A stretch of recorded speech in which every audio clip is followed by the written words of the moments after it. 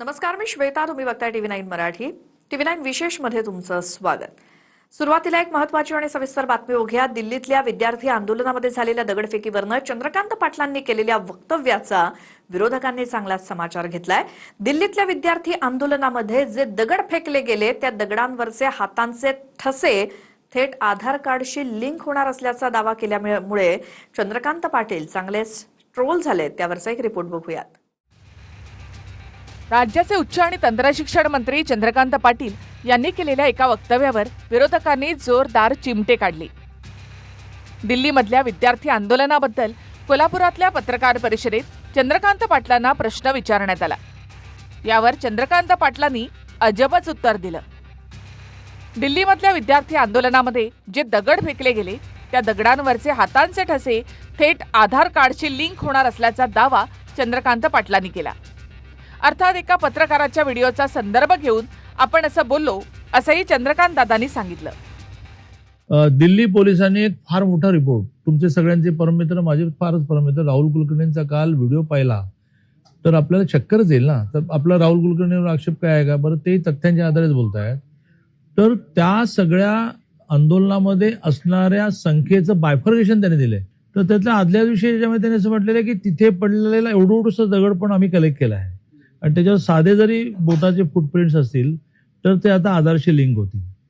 तर त्याच्या आधारे बहुतेक राहुल कुलकर्णींचा कालचा व्हिडिओ आहे की ज्यात त्याने गुन्ह्याचे जेवढे प्रकार जगात असू शकतील त्यातल्या संख्यासहित दिलेल्या आहे की त्यातले कोण जबरी गुन्ह्यांमधले किती जण त्यात होते.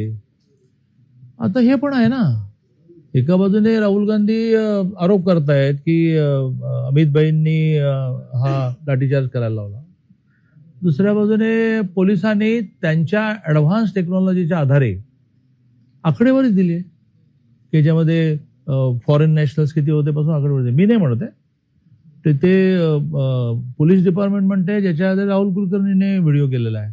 खरं तर चंद्रकांत पाटील यांची बुद्धी भ्रष्ट झालेली, कारण ज्यावेळेला त्यांनी खरातांचा आशीर्वाद घेतला तेव्हापासून त्यांच्या बुद्धीत काय बदल वेगळा झालेला दिसतोय आणि अशा पद्धतीने बोलणं योग्य नाही. जो निलेश घायवळ यांच्या ऑफिसमधनं आजही त्याच्याबद्दल असणारे कॉन्टॅक्ट हे चंद्रकांत पाटलांना जवळनं माहिती आणि त्याचे ठसे तर चंद्रकांत पाटलांच्या हाताला लागलेले आहेत आणि अनेक वेळा त्यांच्यावर त्याचे फोटो आहेत. आंतरराष्ट्रीय गुन्हेगार जर यांना सापडत नाही तर ह्या विद्यार्थ्यांवर का जाता तुम्ही? चंद्रकांत पाटलांवर त्यांचे कट्टर विरोधक रवींद्र धंगेकर यांनी टीका केल्यावर त्यावर प्रवीण दरेकर यांनी उडी मारली. धंगेकरांनी आपल्या कुवतीनुसार बोलावं असा सल्ला दरेकर यांनी दिला. धंगेकरांनी जरा स्वतःची अजून अवकात बनवावी आणि मग चंद्रकांत दादांना अशा खालच्या पातळीवर त्या ठिकाणी बोलावं. अजून तुम्हाला कोण ओळखत नाही, त्याच्यामुळे चंद्रकांत दादांवर बोलत असताना आपली समाजात प्रतिमा कुवत पहिली उभी करा, त्यासाठी कष्ट करा आणि मग मला वाटतं राणा भीमदेवी थाटात नेता म्हणून जर वक्तव्य केलीत तर त्याला कोण बघेल गांभीर्याने, नाहीतर तुमच्या वक्तव्यांना काडीची किंमत कोण देणार नाही, गांभीर्यानं बघणार नाही. संजय राऊतांनी सुद्धा चंद्रकांत दादांना जोरदार टोले लगावले. चंद्रकांत दादांची शिफारस नोबेल पुरस्कारासाठी करण्यात यावी किंवा त्यांना एखाद्या विज्ञान विद्यापीठाचं कुलगुरू करावं असं संजय राऊत यांनी म्हटलं. या त्यांच्या शोधाबद्दल देवेंद्र फडणवीस यांनी नोबेल पुरस्कार समितीला एक शिफारस केली पाहिजे की चंद्रकांत पाटील यांना यावर्षीचं विज्ञान व संशोधन या क्षेत्रातला नोबेल पुरस्कार द्यायला हवा आणि त्यांना एखाद्या जागतिक विज्ञान विद्यापीठाचं कुलगुरू करता येईल का, व्हाईस चान्सलर, याचा शोध घेणं गरजेचं आहे. कारण इतका मोठा शोध आतापर्यंत कोणी लागला नव्हता की दगडावरत्या हातांचे ठसे बरं का घेऊन ते आधार कार्डला लिंक करायचे. ते ज्यांनी आधार कार्डची निर्माण केलं ते नंदन निलकणी जे आहेत तर ते 2 दिवस कोमात गेले. त्यांना सुचत नाही आहे काय करावं हे. तर मला कसं नाही समजलं. त्यांच्यासारख्या ज्ञानी महापुरुषाचा दगडाशी फार संबंध आहे. संजय राऊत इधर से आलू डालूंगा उधर से सोना निकालूंगा हे संशोधन ज्या राहुल गांधींनी केलं होतं त्यांना या जगातला नाही तर अंतराळातला एखादा पुरस्कार दिला पाहिजे, त्याची शिफारस संजय राऊतांनी करावी. चंद्रकांत दादांच्या वक्तव्याचा विपर्यास केलाय. काही गाड्यांवर हातांचे ठसे आहेत, त्याच्या मार्फत गुन्हेगारांचा तपास पोलीस अधिकारी करतात. त्या संदर्भानं चंद्रकांत दादांचं ते वक्तव्य होतं. चंद्रकांत पाटलांना त्यांचेच ठसे घ्यायला पाहिजेत. सत्य काय आहे ते आयला तिथे ठुसे मारलेत आणि ठसे घेताय. लाज वाटत नाही तुम्हाला? त्या तरुणांना ज्या पद्धतीनं तुम्ही बदलला आणि गुंड घातलेत, ते भारतीय जनता पक्षाचे गुंडे होते, त्या रॅलीमध्ये घुसणारे आणि दगडं मारणारे.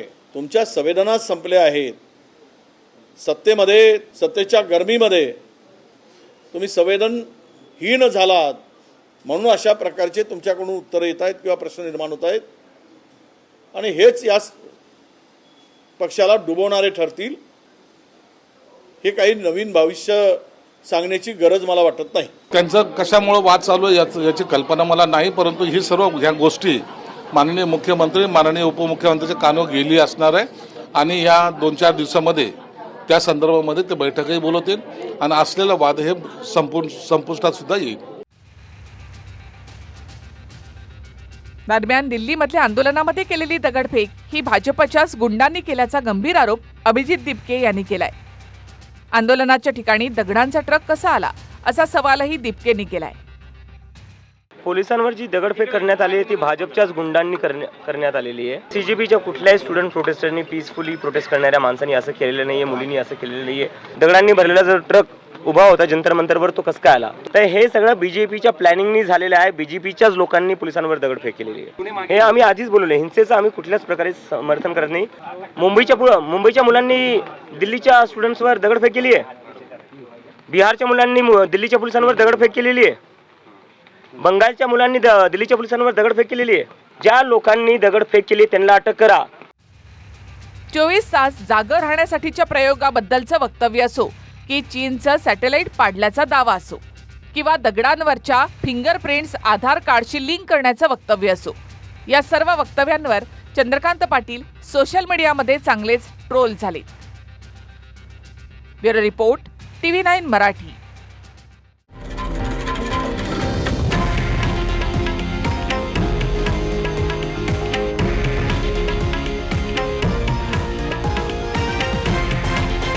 हे आहे देशातील नंबर 1 न्यूज नेटवर्क आणि आपण पाहत आहात TV9 मराठी, एकमेव.